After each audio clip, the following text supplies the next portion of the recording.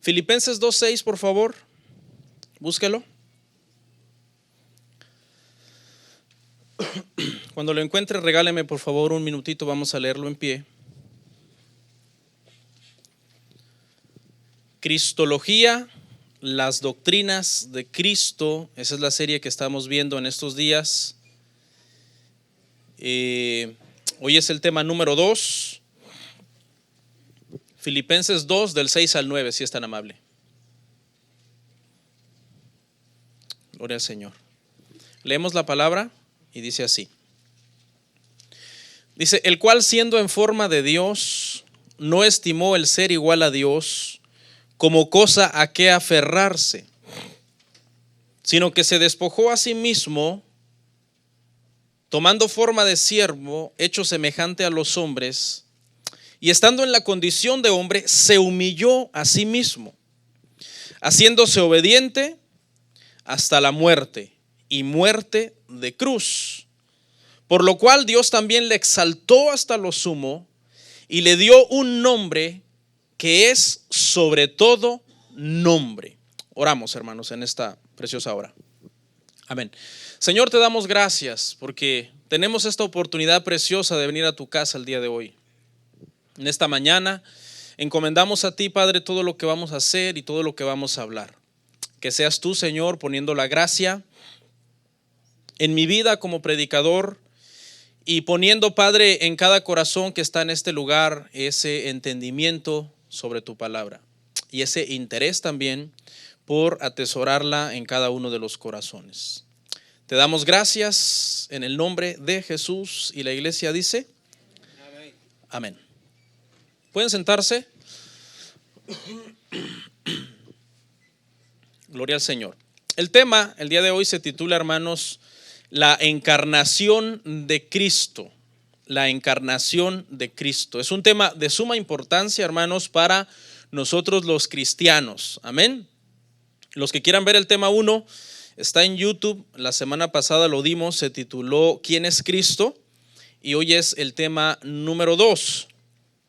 La encarnación de Cristo, hermanos, es un misterio en la Biblia que tenemos que entenderlo precisamente a la luz de la Biblia, o de lo contrario, pues nos va a causar conflictos en nuestro entendimiento humano, porque es una doctrina que no tiene una explicación lógica humana. La única forma que la podemos entender es viéndola en la Biblia y cómo la Biblia afirma esta enseñanza. Esta doctrina, hermano, de la encarnación de Cristo es lo que hace que nosotros los cristianos seamos una religión, por decirlo así, entre comillas, completamente diferente de las demás religiones que existen en el mundo. ¿Por qué? Porque somos la única religión en donde el Dios al que nosotros creemos y el Dios en el que nosotros servimos se hizo carne. En ninguna otra religión ha pasado eso, solamente en el cristianismo. Hay algunas cuestiones de mitología por ahí, de algunos semidioses, por ejemplo en la mitología griega, que más adelante vamos a ver un poquito acerca de eso, pero no tienen nada que ver con la enseñanza bíblica de la encarnación de Jesús.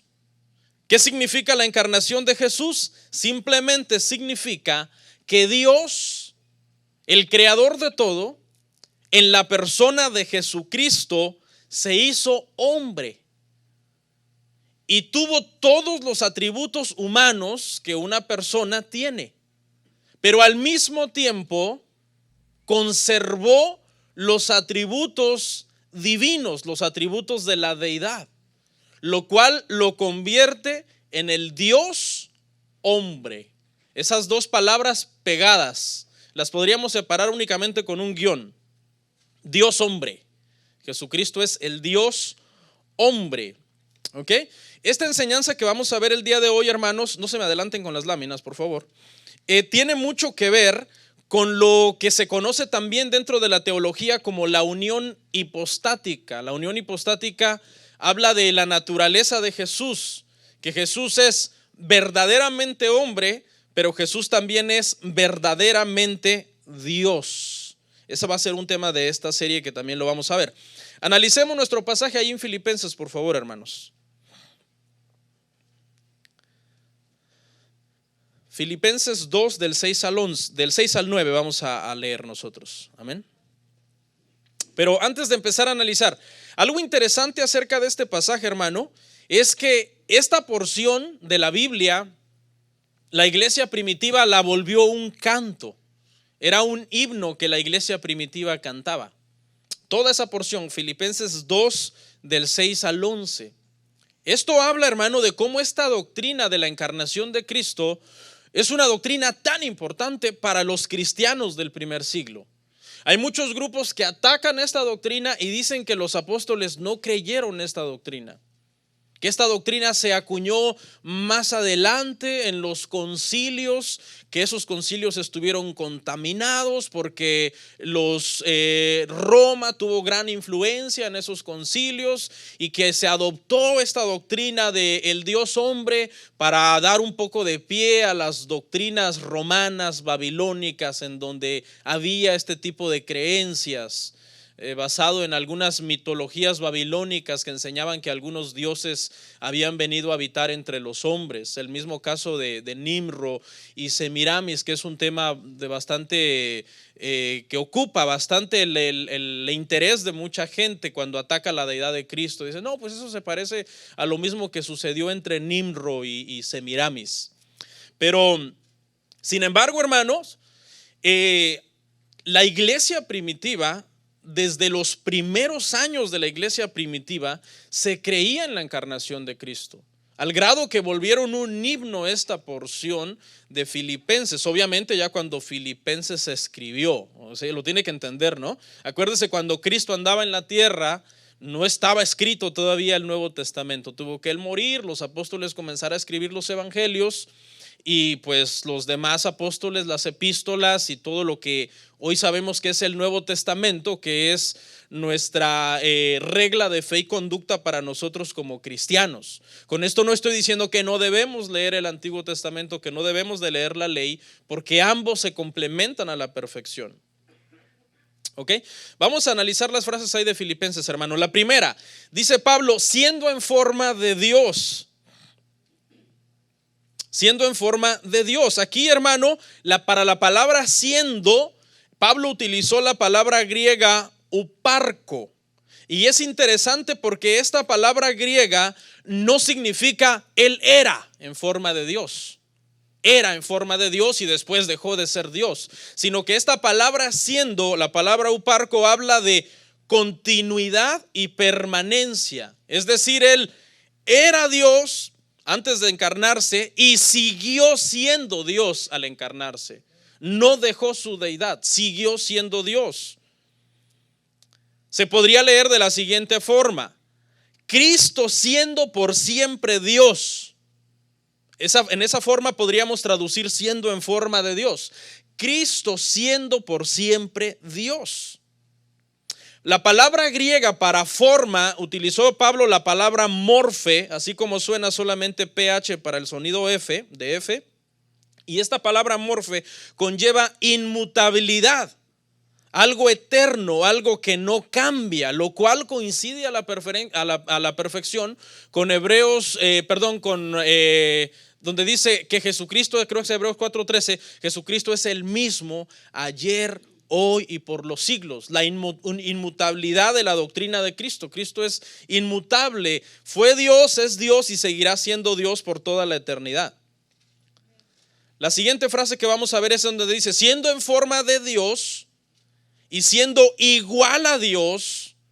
La palabra para igual aquí utilizó la palabra griega isos y se refiere a algo que es exacto en calidad, en tamaño, en carácter, en número.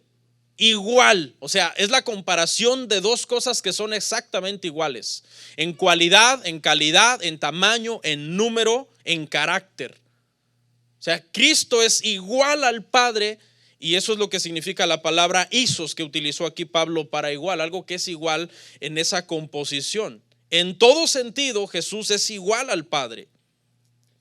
No solo porque Pablo lo afirma aquí en esta porción que estamos leyendo, sino porque Jesús mismo lo dijo. Jesús mismo, cuando él afirmó ser el Hijo de Dios, él estaba diciendo que él era Dios. Juan 5:18 lo dice clarito, no lo traigo, pero búsquelo en su casa. Dice que la razón por la que querían matar a Jesús era porque él decía que era Hijo de Dios. Y al decir que era Hijo de Dios se hacía igual a Dios. Léalo en su casa, Juan 5:18. Cada vez que Jesús utilizaba la expresión que él era el Hijo de Dios, para los hebreos, para los israelitas, esa expresión significaba que él se estaba haciendo igual que Dios. Esa es la razón por la que a él lo mataron, porque él decía ser igual que Dios. Es lo que dice Pablo aquí, igual a Dios. Isos, igual en carácter, en número, en cualidad, en tamaño, en cantidad. La siguiente frase, no estimó el ser igual a Dios como cosa a que aferrarse. Esta expresión significa que Jesús voluntariamente, esa parte es importante que la entienda, Jesús voluntariamente decidió prescindir temporalmente por alguno de los atributos de la deidad. Quiero que lo entienda en su contexto, porque si no parece que estoy contradiciendo lo que dije hace un rato, que Jesús es igual que Dios, sino que aquí él, esa palabra no estimó, dice que él voluntariamente y temporalmente decidió prescindir de algunos de los atributos divinos. ¿Por qué? Porque era necesario que se encarnara. Y para poderse encarnar tenía que por un momento él despojarse de la deidad, porque no podía encarnarse siendo santo. Porque entendemos, hermano, que en la carne, en nuestra carne como personas, no puede habitar la santidad completa de Dios. Entonces, por eso es que Jesús temporalmente decide para el proceso de encarnación no aferrarse, sino dejar ir por un momento esos atributos. En la Biblia hay varios casos donde vemos cómo Jesús decidió prescindir de algunos atributos voluntariamente y temporalmente. Por ejemplo, cuando decidió él ignorar la misma venida del mismo, y él dice, eso solamente lo sabe el Padre y los ángeles. ¿Es voluntariamente? Sí. No es que en ese momento Cristo no es Dios, sino que él voluntariamente decide prescindir de ese atributo. Pero es eternamente decidió prescindir de él. No, era temporalmente. Ahora él lo sabe todo. ¿Qué más? Dice que se despojó a sí mismo. De aquí, hermano, de esta palabra despojó es donde sale la doctrina de la encarnación. Porque la doctrina de la encarnación, teológicamente, algunas veces, hermano, uso algunos términos teológicos, pero no se asusten, solamente suenan así un poco raros porque son sus raíces griegas, como eso que dije, unión hipostática, o lo que voy a mencionar ahora, que es la kenosis. La kenosis es lo que se conoce como la doctrina de la encarnación. Y es la palabra que se traduce para se despojó a sí mismo. La palabra griega es la palabra keno, de donde viene la palabra kenosis. Y esa palabra keno significa que se vació. O sea, él se vació completamente, temporalmente, entienda eso, de la deidad para poderse encarnar.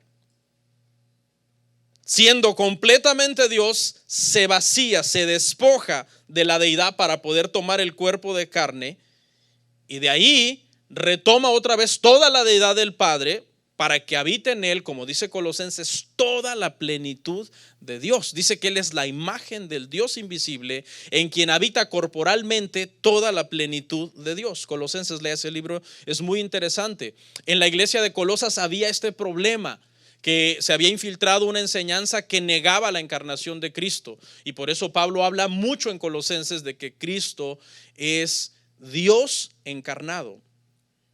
Okay. Algunos atacan esta doctrina, hermano, de la encarnación, porque no entienden, hermano, que fue algo voluntario. Algunos dicen, ¿cómo es posible? O sea, yo le preguntaría a usted, ¿hay algo imposible para Dios? No hay nada imposible para Dios. Pero él tenía que respetar este proceso de encarnación y despojarse por un momento de su deidad para poderse encarnar. Pero seguía siendo Dios, claro, en toda la extensión. Lo vemos en su ministerio. ¿Quién era el único que podía perdonar pecados? Dios. ¿Perdonó pecados Jesús? Sí. ¿Quién era el único en Israel que se creía que podía curar enfermedades incurables? Dios. ¿Curó Jesús enfermedades incurables? Claro. La lepra fue una enfermedad que él la curó constantemente, porque cada vez que él curaba a algún leproso les estaba diciendo a todos los testigos: yo soy Dios, yo soy Dios. ¿Calmó el mar? ¿Puede un hombre hacer eso? No. Dicen los que saben que el mar es más del 75% del globo terráqueo. Imagínense su inmensidad. Y Jesús le dijo al mar: calla, enmudece. ¿Y el mar qué hizo? Obedeció. Podía, dice, llamar legiones de ángeles que vinieran en su rescate cuando él estaba siendo apresado y estaba a punto de ser crucificado, pero no lo hizo. ¿Por qué? Porque se vació de la deidad. Decidió temporalmente, para que se cumpliera el plan de Dios sobre él, amén, de prescindir de esos atributos divinos temporalmente. Veamos qué significa, hermano, la encarnación en algunos sentidos. Renunció a su gloria celestial. ¿Por qué? Porque cuando Jesús estaba en el cielo, él estaba cara a cara con el Padre, y toda la gloria del Padre era la gloria de él. Cuando Jesús se encarnó, la gloria del Padre quedó de alguna forma atrapada en su cuerpo. Por eso cuando vemos el proceso de transfiguración, ¿qué pasó en la transfiguración? La gloria interna refulgió de tal manera y brilló de tal manera que traspasó su cuerpo y brilló externamente.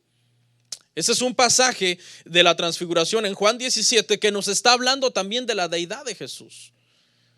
Pero ¿qué pasó? El cuerpo de él, la carne de él, volvió a arropar la gloria que estaba en él, y él prescindió de esa gloria con la cual él brillaba en el cielo al estar con su Padre. Él dijo: ok. Por eso dice que se despojó a sí mismo, siendo en forma de Dios. No se aferró a eso, sino que lo dejó ir.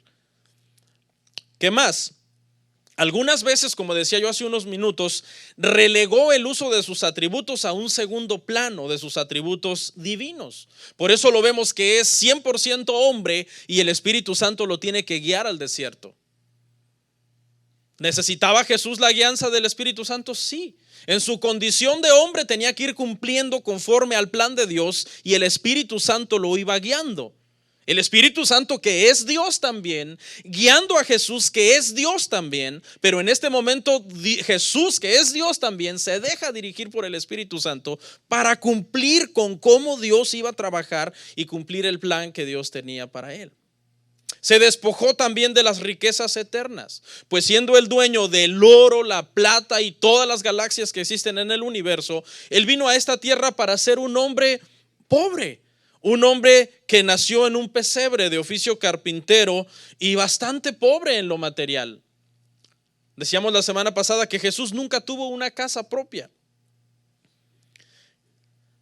¿Qué más significa que se despojó? Que también Jesús llevó el pecado del mundo sobre sus hombros. Ahí mundo no entienda, hermano, personas en sí. Ahí mundo entienda el sistema caído, la naturaleza caída, la cual heredan todos los hombres como producto de ser descendientes de Adán, porque en Adán todos somos pecadores. ¿Qué pasó? Esto afectó la relación de él como hombre con Dios el Padre, porque en el momento en que él está en la cruz y todos los pecados están sobre él, el Padre tiene que por un momento quitar su mirada de él, y Jesús siente el abandono y dice: Elí, Elí, lama sabactini. Padre mío, ¿por qué me has desamparado? Eso significa también que se despojó, que se vació de su gloria. ¿Qué pasó? Estando en forma de siervo, retomamos ahí en donde estamos. ¿Qué estamos? Filipenses. Tomando forma de siervo. Tenía que tomar forma de siervo. No había otra forma en que él, hermano, cumpliera el plan de salvación que Dios tenía para los suyos, para sus sometidos. Se sometió a toda la voluntad de Dios. Algunos, cuando ven que Jesús se somete a toda la voluntad de Dios, dicen: ya ven, él no es Dios al nivel del Padre, porque se sometió al Padre, y lo tienen como un Dios de segunda categoría o un ser creado. No, es que mira, dice que él vino a hacer, cuando él habló, él dijo, yo vine a hacer todo lo que mi Padre me mandó. Claro, porque en eso consistía la encarnación. Jesús voluntariamente se encarnó, el Padre no le obligó. ¿Prescindió de algunos atributos divinos? Sí, voluntariamente. ¿Para siempre? No, temporalmente. Hoy reposan todos los atributos del Padre sobre él. Obviamente, cuando estaba en la carne no era omnipresente. Claro que no. Algunas veces estaba en Galilea, algunas veces estaba en Jerusalén. Cuando Lázaro se murió, lo tuvieron que ir a llamar a otro lado, porque su cuerpo limitaba su omnipresencia a poder estar solamente en un solo lugar a la vez. Hoy Jesús tiene todos los atributos del Padre a través del Espíritu Santo y está en todos lados.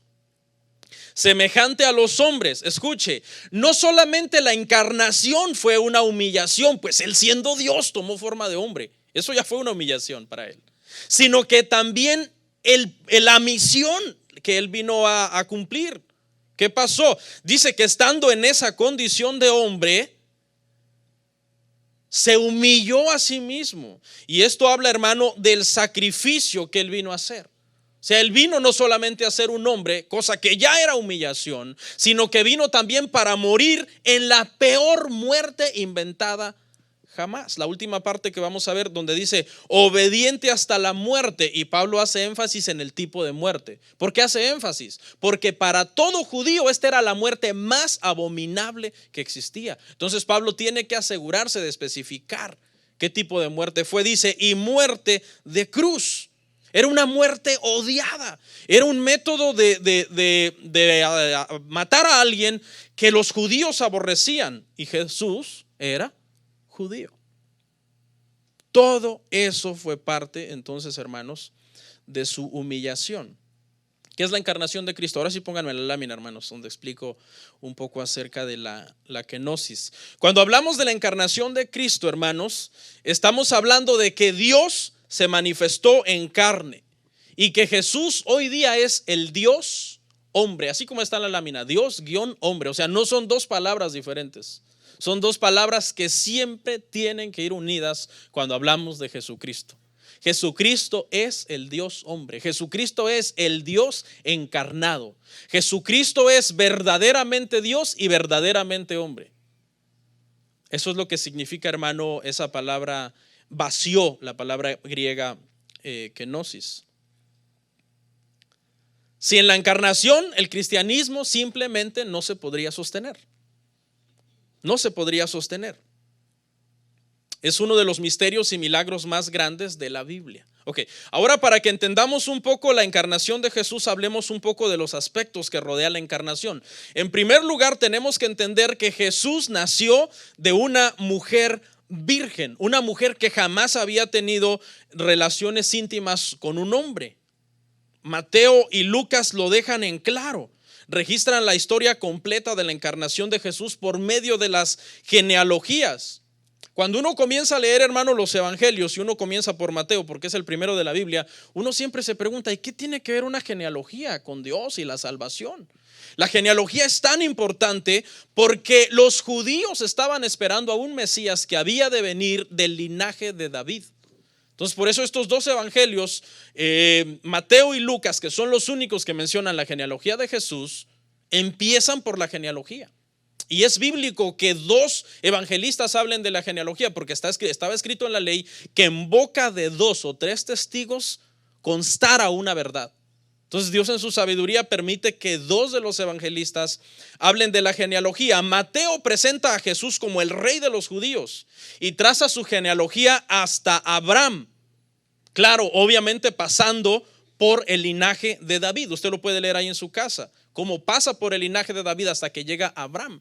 Y hace un alto en Abraham y no sigue hasta Adán, porque precisamente Mateo es un evangelio dirigido a los judíos, quienes se decían ser hijos de Abraham. Y el conflicto principal que surgió entre Jesús y los judíos en Mateo fue que Jesús se hizo mayor que Abraham. ¿Cómo tú puedes ser mayor que Abraham?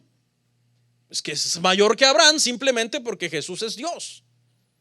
Entonces por eso Mateo traza la genealogía hasta Abraham. Lucas es diferente, porque Lucas, hermanos, nos presenta a Cristo como el hombre perfecto. Y Lucas traza la genealogía de Jesús por parte de su madre, por parte de María, y lo lleva hasta Natán, uno de los hijos de David. Luego prosigue hasta llegar a Abraham y luego finalmente lo lleva hasta Adán. ¿Por qué la genealogía de Lucas se va hasta Adán? Porque Adán es un evangelio dirigido ¿a quién? A los griegos, el gentil más común de la época. Y todos los seres humanos somos descendientes ¿de quién? De Adán. Los gentiles no somos descendientes de Abraham en la carne. Por eso Mateo le dirige la genealogía hasta Abraham. Entonces, hermanos, la virginidad de María es importante que se predique en el sentido de que entendamos que Jesús nació de una mujer virgen, no que sigue siendo virgen, pero que era virgen. Mateo 1:18, por favor. Mateo 1:18. El nacimiento de Jesucristo fue así: estando desposada María su madre con José, antes que se juntasen, se halló que había concebido ¿de quién? Del Espíritu Santo, no de José. El proceso de desposamiento en las costumbres judías no es que ya vivían juntos, sino que ya estaban comprometidos para casarse. Y antes de que ellos se juntasen, es decir, en el proceso de desposamiento, que generalmente de acuerdo a las costumbres judías duraba 1 año, en ese proceso es que María resultó embarazada. Entonces María ya estaba embarazada antes de casarse con José. No tuvo relaciones con José, sino hasta después del nacimiento de Jesús. Lucas 2:5, por favor. Dice, para ser empadronado con María su mujer. Esto es cuando José viaja con María para que ser empadronados porque hubo un censo. ¿Y qué pasó? Dice, con su mujer desposada con el cual estaba encinta. Ella estaba ya embarazada. Jesús era hijo de Dios. Jesús no era hijo de José.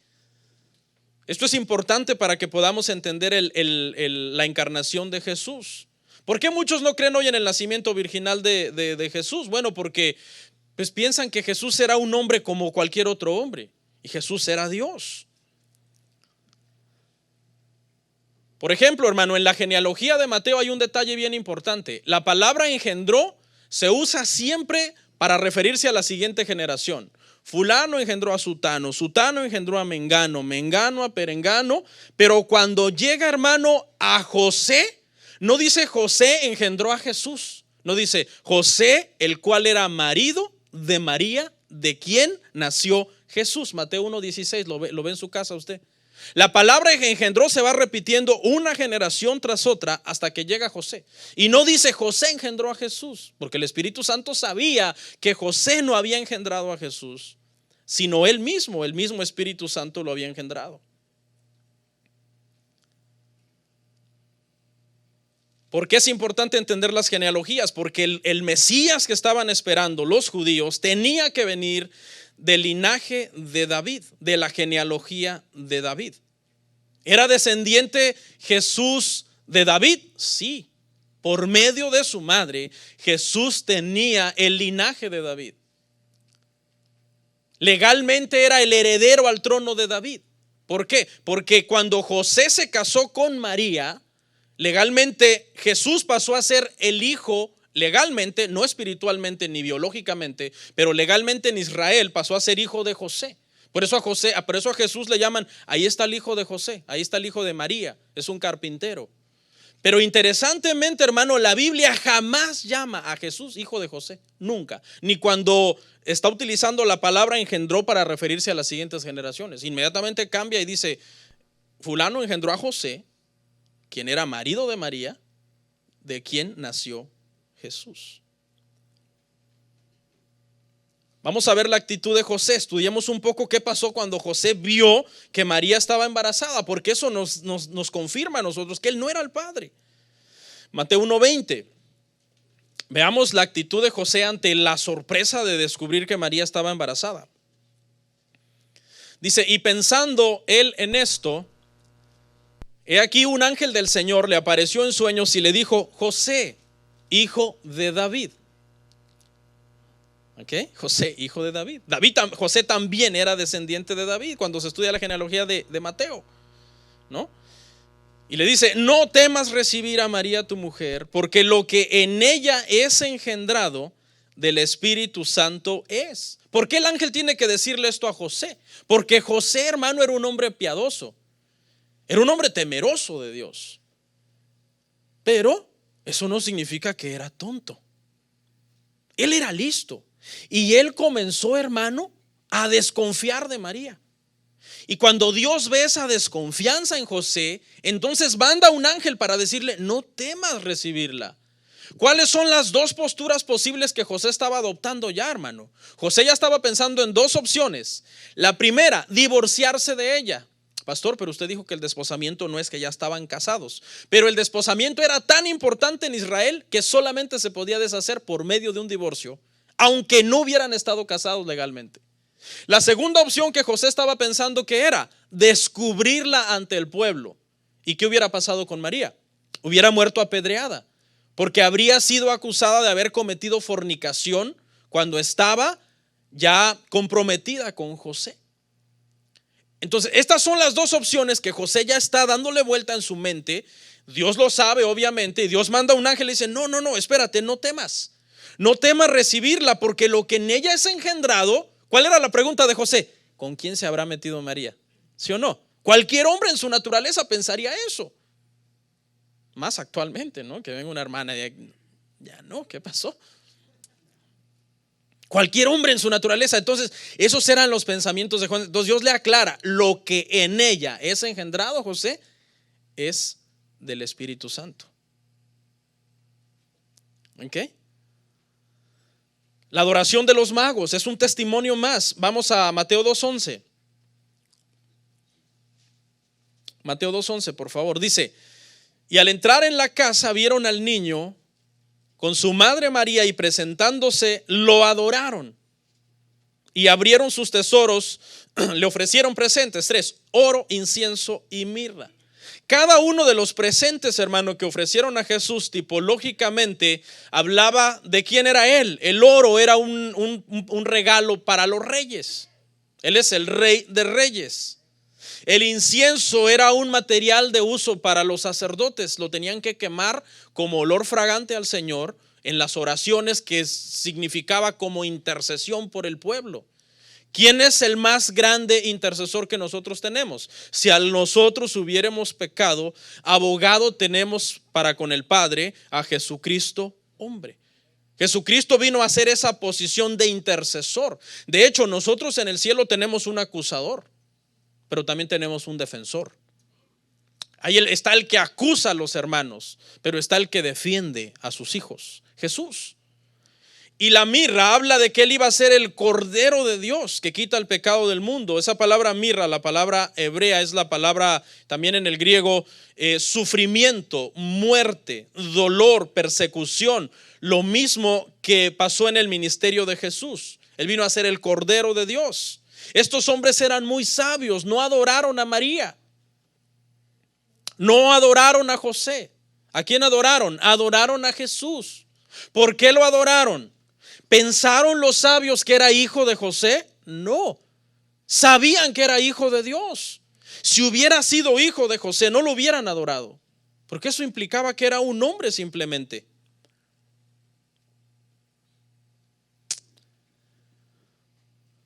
¿Qué dice cuando Jesús, hermano, se fue a Egipto? ¿Qué dijo Dios? Jesús no solo fue a Egipto para huir de la persecución que había, también fue para que se cumpliera la profecía donde Dios dijo: de Egipto llamé a mi hijo. No dijo: de Egipto llamé al hijo de José, sino a mi hijo. Cada vez que Dios le daba instrucciones a José, le decía: toma al niño y su madre y váyanse a Egipto. No le decía: toma a tu hijo y a tu esposa.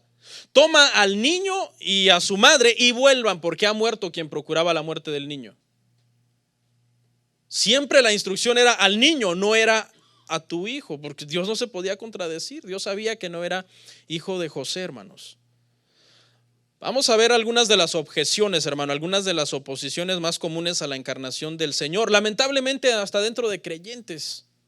Hay muchos creyentes cristianos ahora que están negando la encarnación de Jesús. Y ellos dicen, no, pero es que no tiene una explicación lógica. Nos deja ver como un grupo que creemos en cosas extrañas. Y por eso esto se ha comenzado a negar. Voy a hacer una pregunta acá.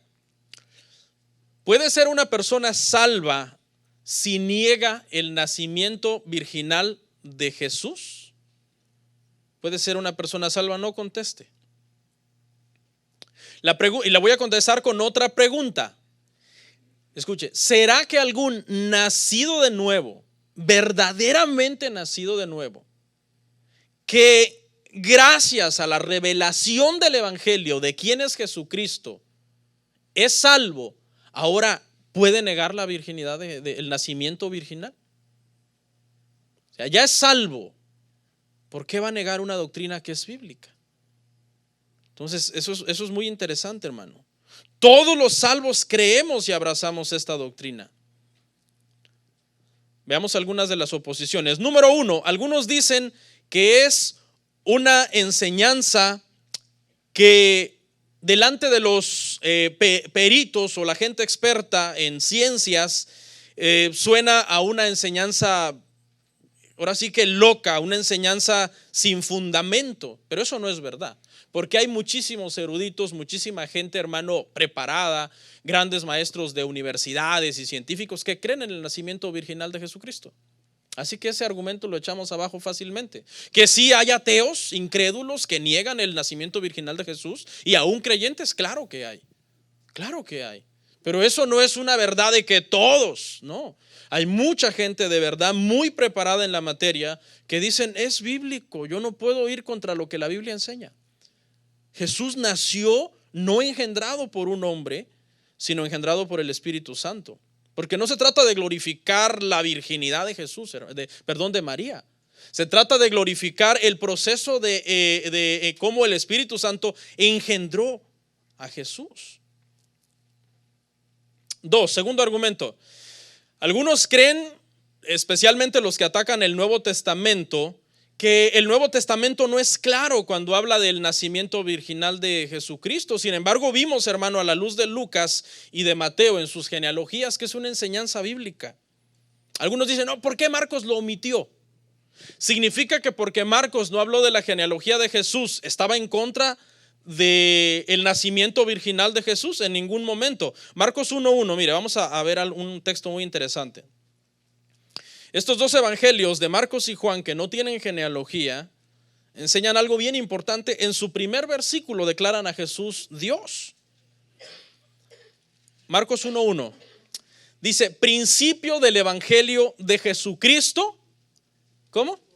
Hijo de Dios. ¿Y qué significaba este hebraísmo en Israel? Hijo de Dios, igual a Dios. Abra su Biblia en Juan 5:18, porque no, proyéctenme por favor si pueden Juan 5:18, no lo traje. Es que no quiero decirle que este era un hebraísmo y que usted me crea a mí nada más. Mire, dice, por esto los judíos aún más procuraban matarle, porque no solo quebrantaba el día de reposo, sino que también decía que Dios era su propio Padre. ¿Y qué significaba eso para todos los judíos? Haciéndose igual a Dios. Igual, ¿qué significa según Pablo? Igual en tamaño, en calidad, en carácter, en cantidad. Exactamente igual. Por eso es que la expresión en Marcos, cuando Marcos dice principio del evangelio de Jesucristo, Hijo de Dios, Marcos está declarando a Jesús Dios, aunque no tiene genealogía como Mateo. ¿Y qué pasa con Juan, pastor? Juan también, Juan 1:1. Casualmente en ambos, en el verso 1, en el capítulo 1, declaran a Jesús Dios. Dice, en el principio era el verbo, y el verbo era con Dios, y el verbo era Dios. Era Dios. No tienen genealogía, no hablan específicamente de cómo nació de un proceso virginal, pero afirman que Jesús es hijo de Dios. Por lo tanto, afirman que es no engendrado de hombre, sino engendrado por el Espíritu Santo. Otro argumento, mire, un argumento muy popular ahora. Dicen que la iglesia primitiva no creía en el nacimiento virginal de Jesucristo. Ya les hablé hace un rato de que la iglesia primitiva volvió un himno, Filipenses 2, 6 al 9, donde hablaba de la encarnación de Jesús. Y al creer en la encarnación de Jesús, automáticamente tienes que creer en su nacimiento virginal. El credo de los apóstoles en el siglo II, no estoy hablando del concilio de Jerusalén que fue en el siglo I, sino el credo de los apóstoles, donde esa palabra credo significa simplemente lo que ellos creían, afirma y confiesa el nacimiento virginal de Jesús. Eso todavía antes de que Roma tuviera influencia sobre la religión. Y luego viene el concilio de Niceo, que es un concilio muy atacado, especialmente por grupos herejes, ¿no? Como los mormones, los testigos de Jehová. Los testigos de Jehová, en realidad, hermano, ellos creen una doctrina que surgió en el siglo IV, que es la doctrina del arrianismo, ¿sí? Ario fue un ateo en el un creyente en el siglo IV, que él comenzó a decir, hermano, que Jesús era un ser creado. Esa doctrina surgió en el siglo IV. Jesús es un ser creado. Pues, ¿qué le cuento, hermano? Que esa doctrina es fuerte hoy día. Hasta cristianos están abrazando esa doctrina del arrianismo. Para contradecir y contrarrestar la fuerza del arrianismo se convocó al concilio de Nicea. Y en ese concilio tuvieron que ratificar la doctrina de que Jesús no es un ser creado, sino que es eterno con el Padre desde la eternidad. Y encarnado, el Dios encarnado. Ahora, aquí donde quiero que meditemos un segundo y reflexionemos, hermano. ¿Es imposible para Dios hacer que un hombre nazca de una mujer virgen? Meditemos. ¿Cómo creó Adán? Fíjese, hay 3 métodos por cómo Dios creó a los seres humanos. ¿Ok? 3 métodos. Bueno, podríamos decir 4, pero ahorita le explico. El primero, Adán. Adán lo crea sin el uso de mujer y sin el uso de hombre. Lo crea del barro. ¿Necesita Dios a un hombre y a una mujer para crear a un ser humano? No. Adán lo hizo del barro. Seguimos. ¿Cómo hizo a Eva? A Eva la hizo solamente con un hombre. No necesitó mujer. La sacó de la costilla de Adán y se la trajo a Adán. Y Adán se emocionó. Pues sí, pues dijo Adán, esta es ahora hueso de mis huesos. Así como muchos esposos aquí están bien contentos con sus esposas. ¿Ocupó Dios mujer para hacer a Eva? No, solamente ocupó a Adán. ¿Cómo hizo a Cristo? Solamente ocupó una mujer, no ocupó a un hombre. Entonces, hermano, si nosotros creemos que Dios tiene el poder para crear a un hombre del barro y crear a una mujer de una costilla, ¿por qué vamos a dudar que tiene el poder para sacar de una mujer virgen a un niño que fue engendrado por el Espíritu Santo?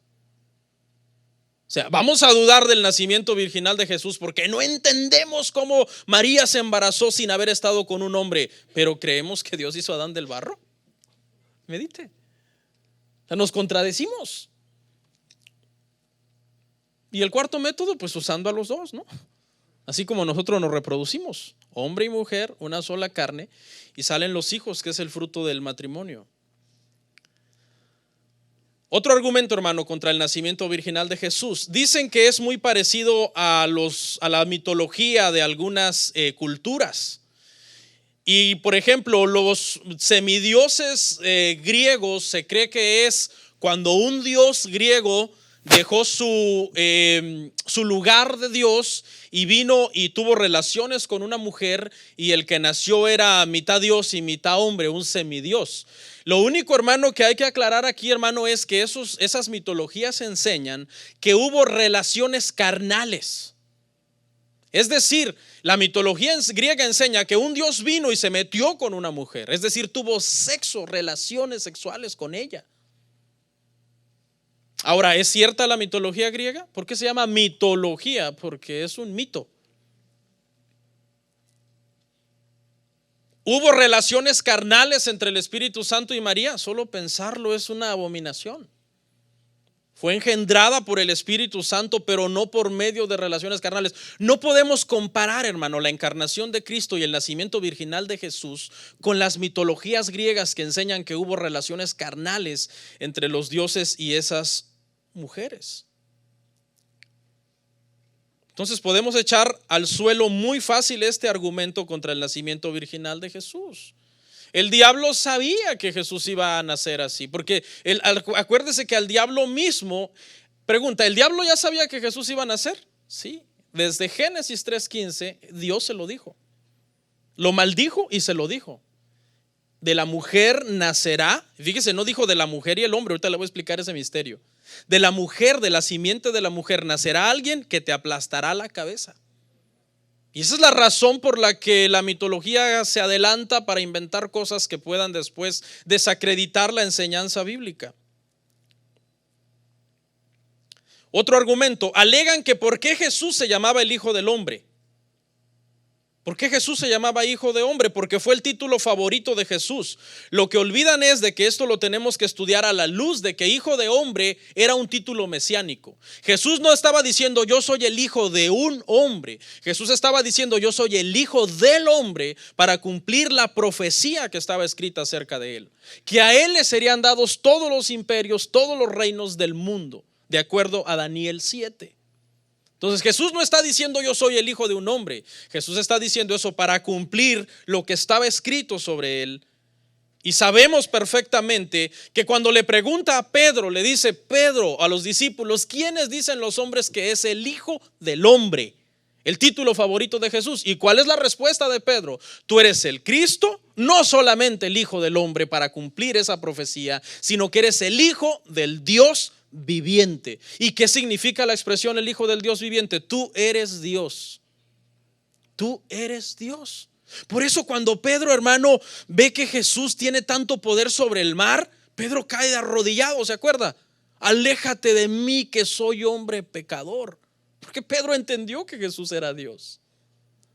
Esta es una doctrina innegociable en el cristianismo. Otro argumento contra el nacimiento virginal, dicen que por qué el proceso de purificación de María fue como cuando nacía cualquier niño. Porque estaba escrito en la ley, cuando nacía un varón, la mujer tenía que purificarse 7 días de su sangre, lo que era normal, ¿verdad? A la mujer dar a luz porque tuvo un parto natural. Y entonces al 8º día presentarse en el templo para circuncidar al niño. Circuncidaba al niño, volvía a su casa y tenía que estar 40 días inmunda. ¿Qué significa eso? Eso no era algo literal, era algo espiritual. Significaba que todo lo que ella tocaba quedaba contaminado. Si tocaba algo había que lavarlo, dice, con agua para descontaminarlo y purificarlo. Entonces algunos alegan, ¿por qué María siguió el proceso de purificación que todas las mujeres seguían para purificarse después de tener un niño? Y este es un argumento fácil de echar al suelo. ¿Por qué? Porque este proceso de purificación no tiene nada que ver con que ella era virgen en el momento en que engendró a Jesús, sino con el parto. El parto de Jesús fue natural. Ella tuvo dolores de parto, contracciones, el proceso que toda mujer tenía de forma normal. Porque estaba escrito también sobre la mujer, con dolor darás a luz, aumentaré los dolores en tus preñeces. Por eso el proceso de purificación es el mismo. No porque ella haya tenido relaciones con un hombre, no. Sino porque el alumbramiento fue natural como el alumbramiento de todos los demás niños. Que por cierto, ahí hay un misterio, hermano, cuando hablamos de la circuncisión de Jesús. Y todo eso es algo hermoso, algo profundo que en un futuro lo tendremos que estudiar. Ok, ¿cuáles son los propósitos de la encarnación? Juan 1:18. Voy cerrando. Juan 1:18, por favor.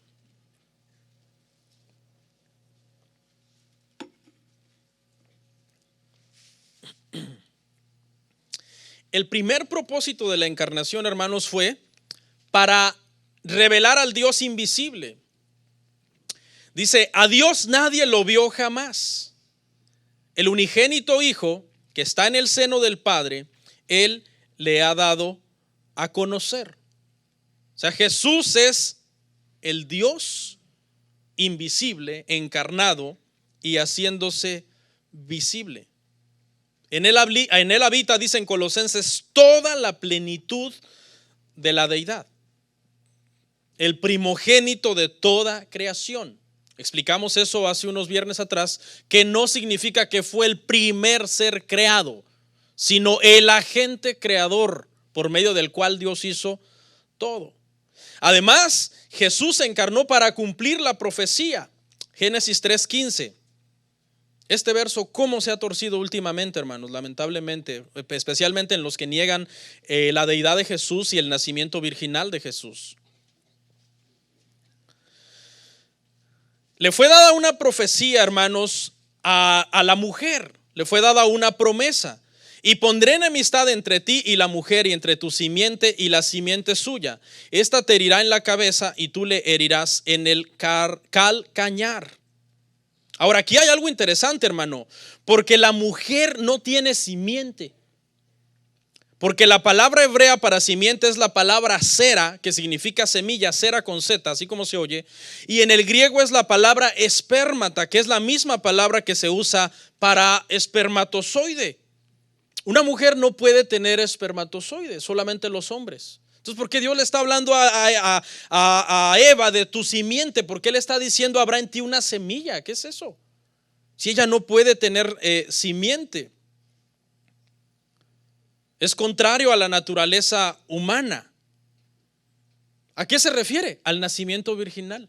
Génesis 3:15 se refiere al nacimiento virginal. ¿Qué significa la simiente de María? La simiente de María fue que María, en este caso la promesa fue para Eva, pero se cumplió en María, que María tuvo un hijo sin el uso del espermatozoide de un hombre. Y por eso era la simiente de ella en lo humano. Engendrado por Dios, no por el hombre.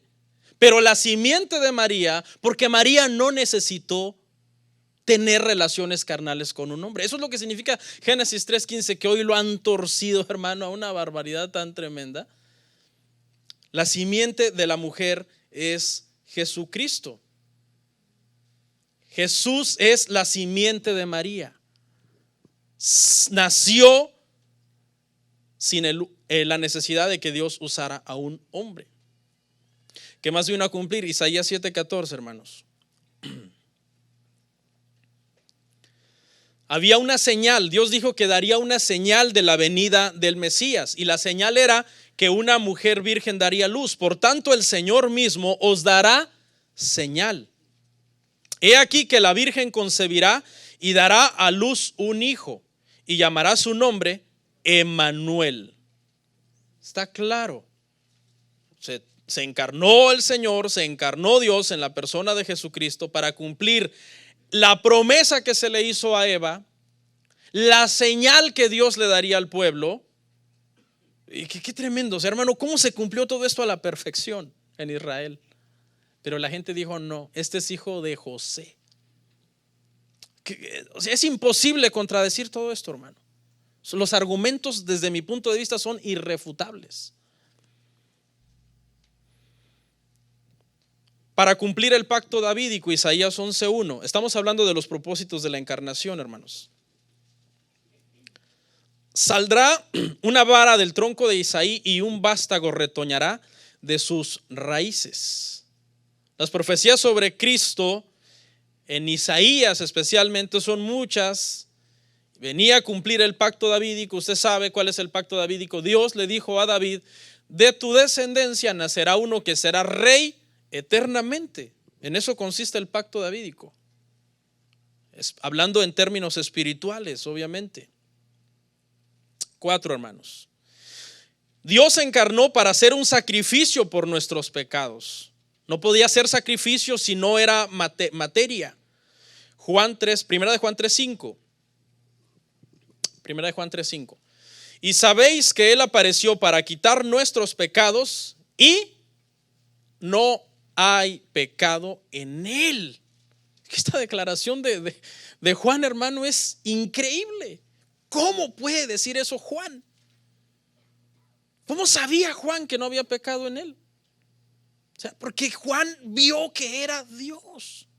Una de las razones, hermano, por las cuales cada vez que se levantaba una herejía contra la deidad de Jesús en los primeros siglos y decía, no, fue creado, no, fue hombre y después fue Dios por un momento y luego dejó de ser Dios y volvió a ser hombre. Porque hubo varias herejías, más adelante las vamos a ver, que atacaban la deidad de Jesús, su nacimiento virginal. Y una de las razones por las que los apóstoles defendían esto era porque ellos decían, no, es que tu postura no describe al Cristo que yo conocí. No lo describe. Si dices que es hombre, te quedas corto. Y si dices que es solamente Dios, también te quedas corto, porque es que yo lo vi cansado como hombre. Lo vi tener hambre, lo vi tener sed. Todos los apóstoles decían, no, es que no, tu postura no lo describe. Esa era la razón por la que atacaban esas herejías. ¿Por qué los apóstoles o los primeros cristianos no dijeron, no, pues tienes razón, sí, tu postura describe más o menos al Cristo que yo conocí, así que vamos a creer tu postura? No, decían, no, es que no. Lo oían, ok, dame tu postura. Oían a los gnósticos, a los docetistas, dame tu postura. No, Cristo, no describe al Cristo que yo conocí. Eso es algo tremendo. Dice que no había pecado en él. Acuérdese, hermano, que el sacrificio de animales nunca quitaba el pecado, solo lo cubría, no lo quitaba. ¿Pero por qué fue dado entonces? Hebreo 10:4 al 5. Estamos a buena hora.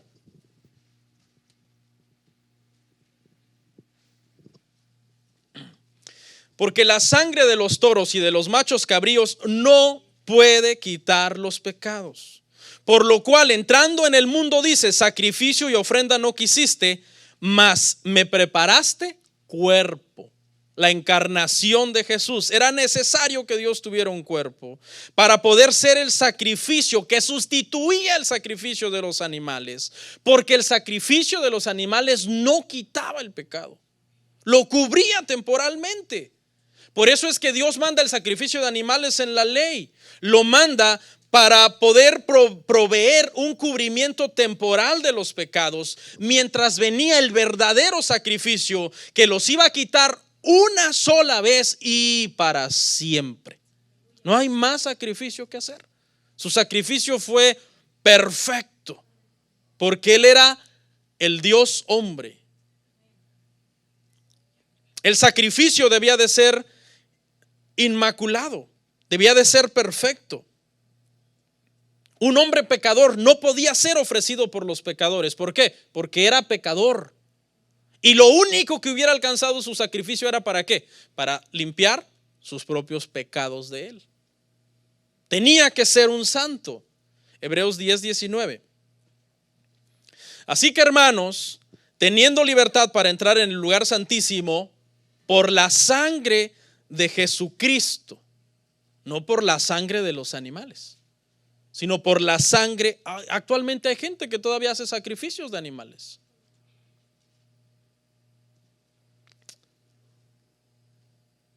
Él fue perfecto para que nosotros anduviésemos como Él anduvo. El sacrificio tenía que ser humano y divino a la vez. ¿En qué sentido? Humano porque no podía morir si no era hombre. Tenía que ser hombre con una naturaleza humana para poder morir. Pero divino en el sentido de que tenía que satisfacer las demandas de Dios. ¿Cuáles eran esas demandas? Que la sangre tenía que expiar el pecado. Y en este caso, como era la sangre de un justo, su justicia quitó nuestros pecados y la justicia de Él nos fue dada a nosotros. Por eso es que en el momento en que Jesús está en la cruz, los pecados están ¿dónde? En Él. Y la ira de Dios es derramada sobre Él. Por eso en Isaías dice que se complació Jehová en quebrantarle. ¿Se complació porque lo odiaba? O sea, esa postura suena como, espérate, Dios dice que se complació en quebrantarlo hasta lo sumo.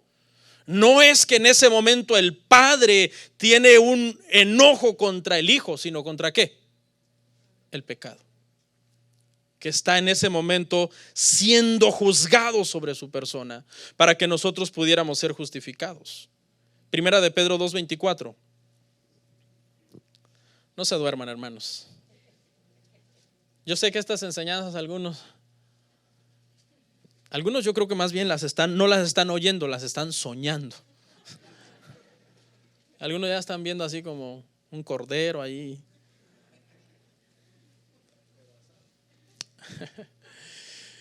Primera de Pedro 2:24, hermanos. Mira lo que dice, quien llevó él mismo nuestros pecados en su cuerpo sobre el madero, para que nosotros, estando muertos a los pecados, vivamos a la justicia, y por cuya herida fuisteis sanados. Esto es lo que se conoce como la doctrina de la justificación.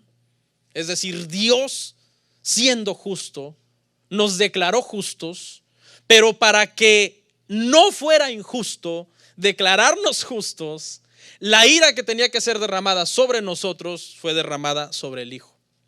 Porque de lo contrario, si Dios nos declara justos sin que alguien haya pagado el precio de nuestras transgresiones, volvería a Dios injusto. Porque un juez que agarra a un criminal y le dice eres inocente siendo culpable es un juez ¿qué? Injusto.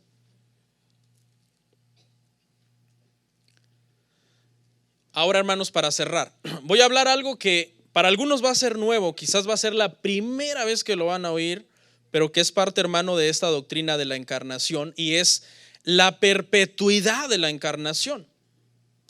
¿Esto qué significa?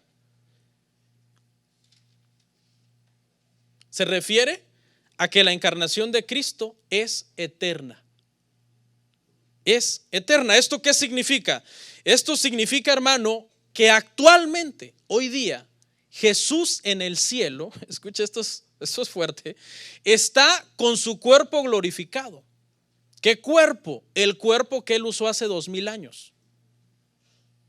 O sea, Jesús actualmente luce como él lució cuando estuvo en la tierra. Así luce. Cuando nosotros lleguemos allá, pues lo vamos a conocer por primera vez. Como lucía, porque obviamente no nos dejemos llevar por cómo lo pintan las películas o los cuadros o los pósters. Sabemos que tenía barba porque dice que le arrancaban la barba. Sabemos que tenía el pelo largo porque dice que él había hecho estaba sobre él el voto de Nazareo y tenía pelo largo. ¿Qué tan largo era? No sabemos. ¿De qué color era? No sabemos. ¿Qué color era su piel? No sabemos. Sus ojos, su estatura, su complexión física, no lo sabemos. ¿Quiénes sí lo saben? Los que lo vieron. Los apóstoles que hoy están en el cielo, los salvos del primer siglo que lo conocieron, ellos lo ven como lo vieron en la tierra. Igual, claro, su cuerpo es glorificado, no es un cuerpo humano. Porque algunos quizás actualmente se imaginan a Jesús ya nada más como un espíritu, un humo que va pasando, porque dicen, no, yo no creo que tiene el cuerpo. Sí, él tiene su cuerpo. La encarnación de Jesús hace 2000 años, cuando Dios permitió que eso sucediera, Jesús se quedó con esa encarnación a perpetuidad. Y hay respaldo bíblico, no es que yo lo estoy inventando, hermanos. Es esencial esta doctrina porque es con el cuerpo que Jesús va a regresar a la tierra. Jesús va a regresar a la tierra a reinar por 1000 años. Vamos a Hechos 1:10.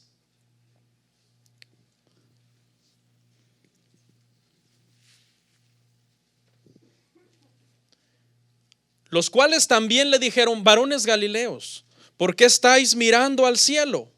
Este mismo Jesús, que ha sido tomado de vosotros al cielo, así vendrá como le habéis visto ir al cielo. Es decir, cuando Jesús regrese a la tierra para imponer su reino milenario, él va a regresar con el cuerpo que usó hace 2000 años, pero obviamente ¿qué? Glorificado. Con ese cuerpo es con el que nosotros estaremos con él. Obviamente también usted en un cuerpo ¿qué? Glorificado. Así que hay que echarle ganas a cuidar el cuerpo. Algunos dijeron, me muero y me deshago de esto. No, nuestros cuerpos serán ¿qué? Resucitados. Escuche, si el rapto es ahora, nuestro cuerpo es transformado en un abrir y cerrar de ojos. Pasa de ser material a inmaterial, físico a espiritual, de ser, dice, corruptible a incorruptible. Es un cuerpo ya como un supercuerpo. Ahora, si morimos y el Señor tarda y ese cuerpo es enterrado, esa es la razón por que los cuerpos serán resucitados. Porque nosotros tendremos un cuerpo también glorificado. Por eso dice la Biblia que seremos como Él es. En ese sentido se refiere a que la naturaleza de Él actual es con un cuerpo glorificado que lo podemos ver. Porque no, es que hermano, las cuestiones del cielo y todo eso generan muchas preguntas en los cristianos. Dicen, y vamos a comer en el cielo, y vamos a dormir en el cielo, y nos va a crecer el pelo en el cielo. Bueno, algunos ojalá y les crezcan, ¿no? Nada que. Pero escucha, hermano. Ok, vamos a suponer que no comprendemos todo de la encarnación porque es un misterio. Y los misterios de Dios dice que son misterios, que hay cosas que simplemente, hermano, para nosotros están limitadas a nuestro entendimiento porque nosotros todo lo vemos desde una perspectiva humana. No entendemos lo divino porque estamos en un cuerpo físico. Pero Cristo volverá a la tierra con un cuerpo glorificado a reinar por 1000 años. Cuando nosotros lo veamos, oh Señor, yo no sé cómo será. Yo me imagino esto. Yo sí te imaginaba más o menos así, Señor. Porque así nos lo ha pintado la historia.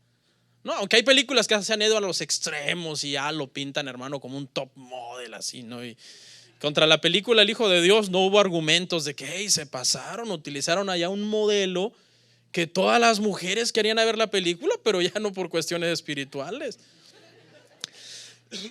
Hay que tener cuidado, como dicen algunos teólogos, de no hacer una imagen de un Cristo así, porque él era carpintero y es posible que sus manos estaban llenas de llagas y posible que sus uñas estaban largas y tenía tierra abajo de las uñas y su pelo un poco enredado, porque se imagina los lugares por donde él andaba. Obviamente el Salmo 45 dice que es el Hijo de Dios, el más hermoso de los hijos de los hombres. No sabemos, pero algún día le veremos tal cual es. Entonces, hermano, aquí quiero que entienda algo, hermano. La encarnación del Señor Jesucristo es algo a perpetuidad. Jesucristo es, de aquí en adelante, desde el momento en que Él se encarnó, para toda la eternidad, el Dios hombre. The God-man, como le dicen en inglés, suena bien bonito. Junto, así una sola palabra. El Dios hombre, con su cuerpo glorificado. Nosotros estaremos para siempre con Él, le veremos tal cual es. Él estará con nosotros también. Acuérdese que con el cuerpo glorificado dice que Tomás vino y ¿qué? Fue retado a que le metiera el dedo en las llagas de las manos. No era un cuerpo espiritual etéreo que no se podía tocar. Tenía esa capacidad de materializarse. Concluyo. Ok, ¿qué pruebas nosotros tenemos de la encarnación de Jesús? Bueno, aparte de todas las que ya vimos, que son todas las citas que hemos visto, que a la perfección, hermano, van enseñando esta doctrina y no hay contradicción alguna. Alguna de las cosas, hermano, es por ejemplo su vida santa que Él vivió, porque dice que Él fue tentado en todo, pero sin pecado. Es un argumento a favor de su encarnación. ¿Ha existido alguien como Jesús en la historia de la humanidad? Jamás. Jesús ha sido el único hombre, verdaderamente hombre, que no cometió ningún pecado. ¿Cómo se explica eso? No tiene otra explicación más que entender que es el Dios encarnado, el Dios santo hecho hombre. Isaías lo dice claramente, no hubo engaño en su boca. Hebreos dice, tenemos un sumo sacerdote que se compadece de nuestras debilidades, porque fue tentado en todo, pero sin pecado. Hermanos, por favor, honremos a Dios con nuestra vida. ¿Qué más? Su resurrección. La resurrección de Jesús ha sido, hermano, uno de los temas más investigados en la historia. Muchos eruditos, hasta gente que se dedica a lo que es criminología, criminalistas, abogados y todo eso que se dedican a hacer investigaciones de algún asunto, llegaron a la conclusión que eso es verdad, que la resurrección es algo verídico. La resurrección de Jesús es la corona de su ministerio. Es el sello de que todo lo que había dicho, ha dicho y dirá es la verdad. Jesús, al ser el Dios hombre, lo que hizo fue poner al Dios ilimitado en un hombre limitado. Poner al Dios para el cual no hay nada imposible habitar en un cuerpo que estaba limitado a ciertas cosas que no podía hacer por el cuerpo. Pero es verdaderamente Dios y verdaderamente hombre. Su encarnación es una doctrina bíblica. Su nacimiento virginal es irrefutable bíblicamente. Y es una doctrina que nosotros los cristianos tenemos que abrazar si decimos que somos hijos de Dios y que somos salvos. Vamos a orar.